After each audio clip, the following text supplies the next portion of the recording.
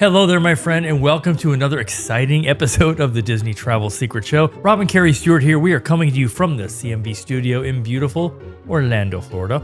You're listening to episode number 436. I know it's a lot. Original air date, June 23rd, 2025. And on today's show, we are going to show you how to stay at a deluxe resort for the price of a moderate.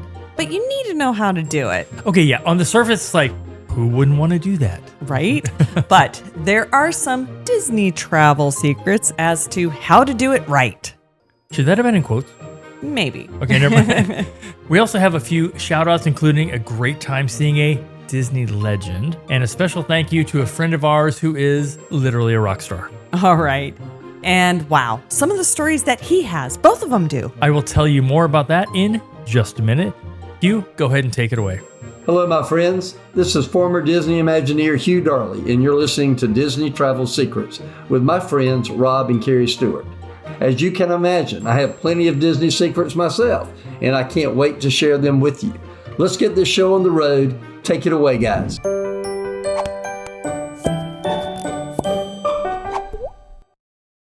We have some really, cool shout outs this week, starting with a friend of ours who is literally a rock star. His name is Steve Lynch. He's the founder of the band Autograph. They're famous for their song Turn Up the Radio, which is a top 40 hit. And another favorite of mine, if you don't know this particular song, is Blondes in Black Cars. And watching them play that, I love that song. Well, and we met him back in 2017 because you just randomly reached out to him on Facebook because you love your 80s rock. I did. And, because he lived near us in Tampa Bay, and I was like, okay, I'm going to reach out. Is it the real guy? And he was just so nice. And I remember one time he said, my girlfriend and I were going to go to First Friday down in St. Pete. I'm like, let's go. We just went and had a drink, and we really hit it off.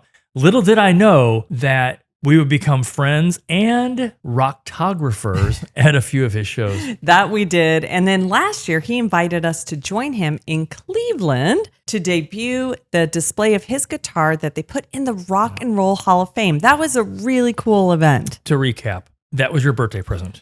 No, that was not my birthday present. I sacrificed my birthday for that one. Also, they put in a guitar from his late bass player, Randy Rand, also original member of Autograph, who sadly passed away 3 years ago. The cool thing was his widow, Regina, was there, and we all kind of reconnected because we all knew each other, but we hadn't seen her since Randy passed away. So it was really cool just to hang out. There's probably about 20 of us that were there. That was really neat. Yeah. And we are super excited for him, though, because, and this is why we're mentioning him on the show, he finally published his book, Confessions of a Rock Guitarist. It's right behind us. And he's been working on this for years, and how many, we don't know. But I'm glad it's finally out. He's been working on this for, I know, at least probably 6, 7, 10, who knows? And he did send us a signed copy with a very, very nice personal message. So here's what he put in the book is, Rob and Kerri, you two have been great friends for the last several years, which I am grateful for. Let's keep that friendship going forever. Love to you both, Steve Lynch. Super cool, right? That was really nice to see that. This book has been fascinating to me. I think fascinating to anyone that really loves 80s rock, for sure, like I do. But even if you don't know Steve, he talks about touring with Van Halen and their manager threatening Steve to not play two-handed because that's Eddie Van Halen's thing. Well, I know, but of course he wanted to tour, so he went ahead and agreed. A few tour stops he was in later, and he was saying to Eddie, they said I couldn't do the two-handed guitar thing, and he said, I had no idea they said that. He's like, play whatever you want. So, of course, Steve did. Maybe 9 or 10 years ago, right around the time that I met Steve, I fell for one of many infomercials. Yes, you did. They don't do that many anymore because they're really no longer 30-minute infomercials. They're like 4 or 5-minute commercials. This one was the Keith Urban Learn 30 Songs in 30 Days. The problem is the package I bought with the little amp and stuff, it was an acoustic guitar. If you've ever played guitar, you know you don't start on an acoustic because it killed my fingers. I barely got started before I quit. But Steve, though, then told you that he was like, oh my gosh, if I would have known that, I would have just given you an electric guitar. A lot easier. I know. And because I was excited to get his book, I just bought a beginner guitar, an electric guitar, and an amp. So we shall see. We also have another huge shout out to our server, Jordan, over at Steakhouse 71 at the Contemporary. So we were there this past week for breakfast. He was fantastic. We got the steak and eggs with breakfast potatoes, which is only $21. It's a great value. And thank you so much, Jordan, for also introducing us to the bacon and cheese grits. Those were so fantastic. So the next time that you're there on a weekday, make sure you ask for him. He was fantastic. And the reason we were there is our next shout out, and that is Disney legend Tom Nab. He was handpicked by Walt Disney to act as the character Tom Sawyer in Disneyland starting in 1956. But he actually started working for Disneyland in 1955 as a newsy boy, passing out the newspaper on Main Street. Probably written by Marty Sklar. Probably. Yes. No, it definitely was. And so this makes him an original cast member, like original cast member of OG. Disney. OG with a capital O Yeah. and a capital G. And he is the only surviving member of what is called Club 55, which is the cast members that were there in 1955 when the park opened. Pretty special. So Tom had made a post on Facebook. Yes, we're Facebook friends. And he was going to do breakfast there over at Steakhouse before heading to Frontierland to see Tom Sawyer Island one last time. So after we had breakfast, we headed over to Magic Kingdom, and we actually went live. We did. With your Meta glasses. I know. I love those Ray-Bans. I know. So fun. Walk down Main Street. And we will do more of those in the future. So make sure you're following DTS specifically on Instagram. Yes. Very important if you want to see those walks through the park. But you know what? Going back to Tom, everyone that meets him knows how nice and humble he is. And you know what? Even when we were walking in, we saw him sitting there having breakfast. We said hi, and he was so nice. I know. He kind of recognized me. Then I reminded him of us meeting in the checkout line at Publix right down the street a few years ago. But also we ran into him at Olivia's probably a couple years ago at a Disney luncheon we were doing. And then he laughed as he remembered that as he was telling his friend Steve that was with him at the breakfast about that specific picture at Publix and how the initial setup was, oh no, we're looking at the freezer aisle. No, let's turn it this way. I'm like, okay, now we're just looking at a bunch of potato chips. He was okay for that. But it's pretty surreal how many cast members really live so close to us here in Windermere. I know. And what's crazy is he lives right down the street from us and actually kind of closer to the house that we initially rented when we moved to Orlando. We are super lucky that we got to Frontierland when we did because he was there with a few people.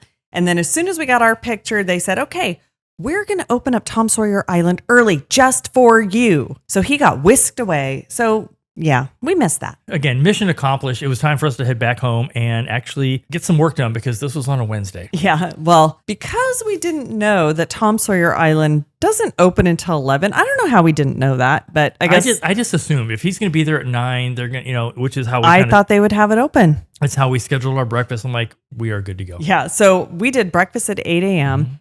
And we could not spend the whole morning over there, but I do want to go back before it closes. And I also want to ride the train all the way around. And we'll do that on a live Instagram. But if you want to do the train, once construction starts there for the whole like beyond villains and the cars, all the beyond things. Thunder Mountain, blah, blah, blah. It's only going to be a partial track that is going to run from the front of the park just to Fantasyland and back. So I don't know how they're going to do that. It's going to be temporary. It's going to go forward and backwards.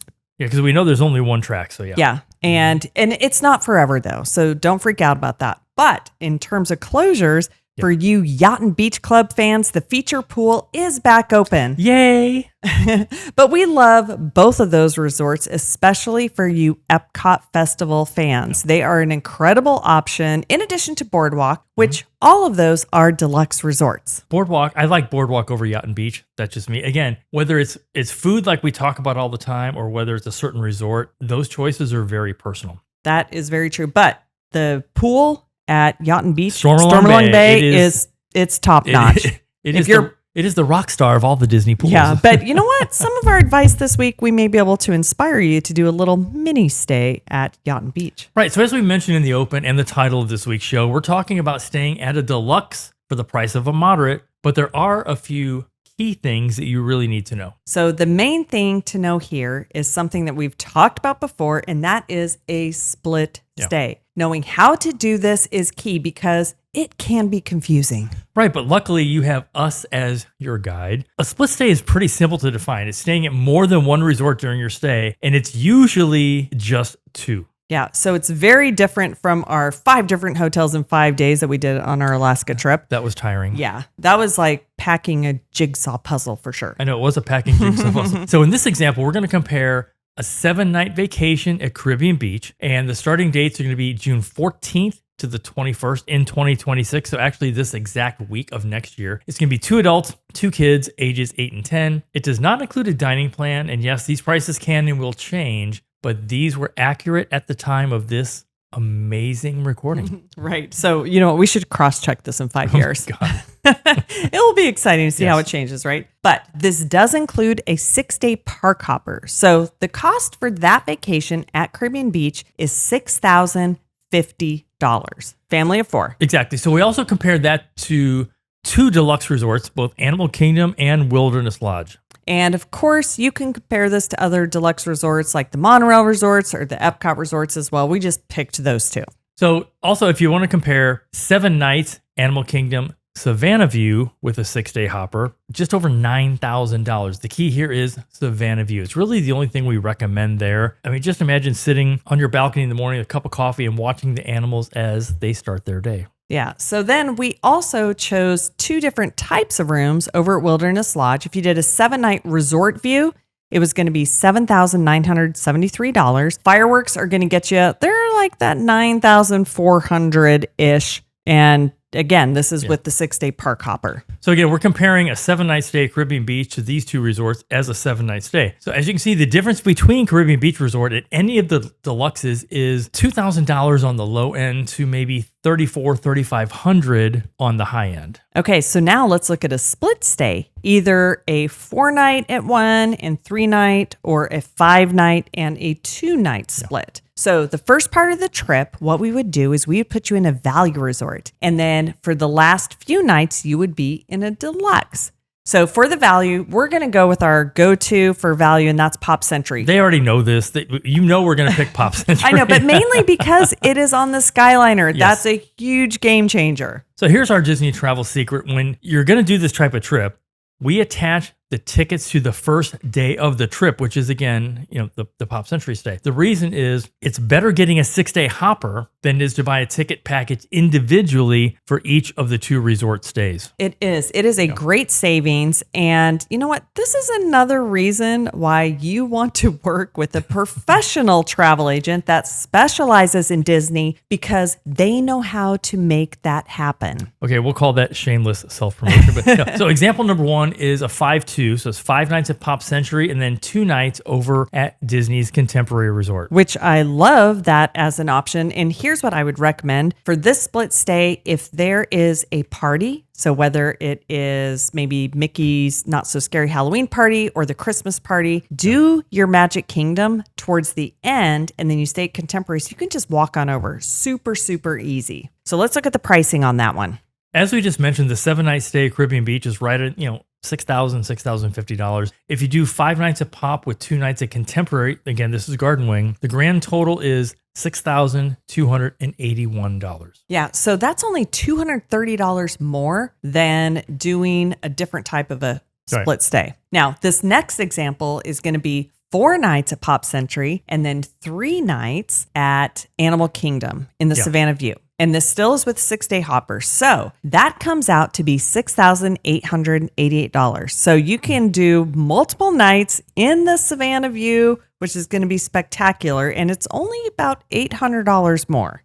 And I would say if you look at that pricing comparison, for $800 more, you're going to spend 4 nights at Pop Century and then enjoy the skyline and all those things. Then you go to AK, and for $800 more for an entire week to do that kind of a split stay, to me, that's totally worth it. That is. But then let's say you want to spend some time at Wilderness Lodge, which we do recommend. If you're a family, you have young kids, you are going to want to do more than 1 day at Magic Kingdom. That is a fact. So if we do the split stay on the front end, let's say you do your Animal Kingdom, your Epcot, your Hollywood Studios, and then you're going to end those last few days and do Magic Kingdom. At Wilderness Lodge, you can get in, again, doing a split stay of a 4 and then a 3. Right. 4 nights in Pop, 3 at Wilderness Lodge. It's only $7,000. So you're only talking about $900 more? Yeah. Yeah. So not that much more, but you get the deluxe experience. And the cool thing about staying at Wilderness Lodge, you have Geyser Point, you have, what's that breakfast restaurant we go to? Whispering Canyon. Whispering Canyon, which is fantastic. But you're also a very short boat ride to get over to Magic Kingdom. So